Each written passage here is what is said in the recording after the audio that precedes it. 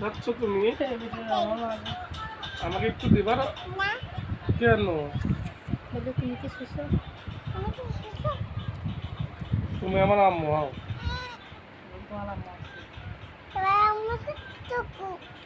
আমার আম্মু কে? তুমি আমার আম্মুর নাম জানো? কে শিখাইছে? আমার আম্মুর নাম কি? চাপা, তুমি বলে আমার আম্মু হও। আমার আম্মুর নাম কি? তোমার নানির নাম কি? তাহলে আমার আম্মু তোমার কি হয়? তাহলে তো তুমিও আমার আম্মু হয়ে গেলা। হ্যাঁ, তোমার আম্মু হবে না? আমাকে একটু কোলে নিবা? কেন?